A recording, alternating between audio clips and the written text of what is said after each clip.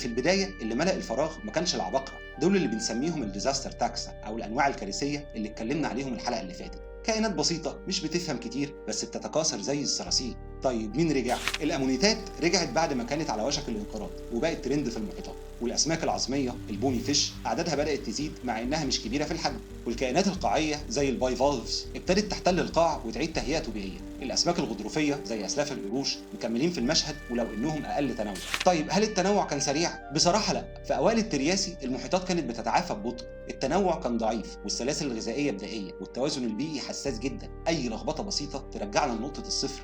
بس اللي بيحصل في الخلفية هو الأساس للي جاي بعدين. التجارب البيئية دي هي اللي فتحت باب لتطور أكبر، زي كأن خطة جديدة للحياة بتترسم. ولأن كل حاجة بتبدأ من البحر كان لازم الأول الكائنات البحرية تستقر علشان يبدأ بعدها التوسع، مش بس أفقي في البحر لكن رأسي كمان لفوق ناحية البر. طيب لما المحيطات بدأت تنتعش، مين أول واحد خد القرار وقال أنا زهقت من المية أنا طالع بره؟ وإزاي بدأت أول سلاسل غذاء على الأرض؟ مين أكل مين ومين بقوا ملوك البر؟ تخيلوا معايا البحر كأنه شقة إيجار مفروشة. الدنيا كانت مريحة نسبيا في أوائل الترياسي، بس في كائنات قالت احنا تعبنا من الميه نجرب البر. بس السؤال هنا ليه اصلا تسيب الميه وتغامر بالارض القاحله دي؟ الجو ناشف والشمس حارقه والاكل مش متوفر.